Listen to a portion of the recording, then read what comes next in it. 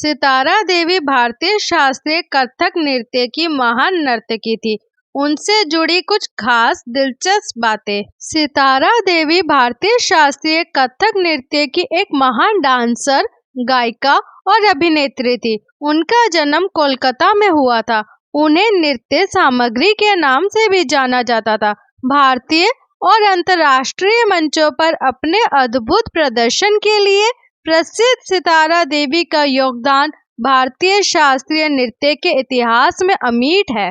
25 नवंबर को उनकी पुण्यतिथि के अवसर पर हम उनके जीवन के कुछ महत्वपूर्ण क्षणों पर प्रकाश डालने जा रहे हैं, जिसमें उनका बाल विवाह का विरोध, रविंद्रनाथ टैगोर से प्रेरणा मिलना और एक नृत्य सामग्री के रूप में उनका उत्कर्ष शामिल है। बाल विवाह का विरोध और शिक्षा की ओर पहला कदम।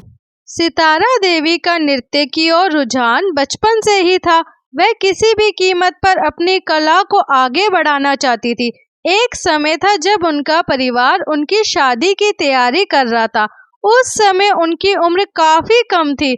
उन दिनों बाल विवाह आम बात थी, लेकिन सितारा देवी ने इसका विरोध किया और पढ़ाई और नृत्य को प्राथमिकता दी।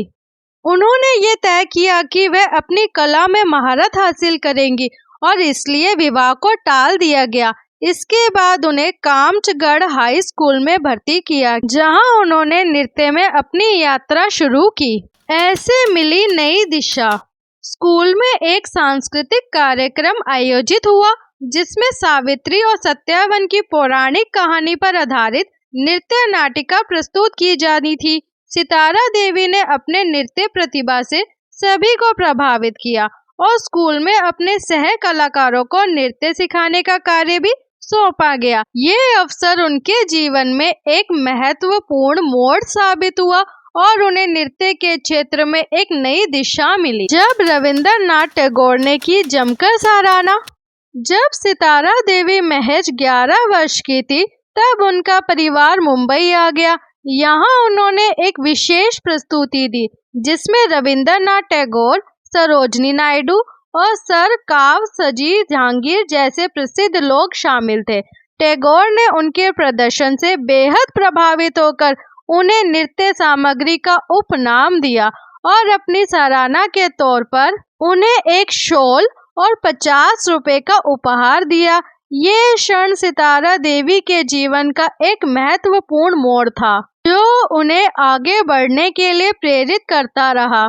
फिल्मों में भी किया काम। सितारा देवी की पहली प्रस्तुति मुंबई के जहांगीर हॉल में हुई थी, जो उस समय शहर का सांस्कृतिक केंद्र था। फिल्मों में उन्हें मौका देने का श्रेय फिल्म निर्माता और नृत्य निर्देशक निरंजन शर्मा को जाता है। सितारा देवी ने उषा हरण, नगीना, रोटी, मदर इंडिया जैसी फिल्मों में नृत्य दृश्य दिए।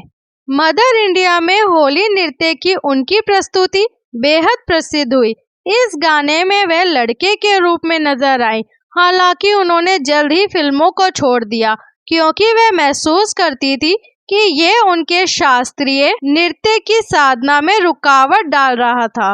विदेशों में भी खूब चला जादू। सितारा देवी के योगदान को भारतीय शास्त्रीय नृत्य में कभी नहीं भुलाया जा सकेगा।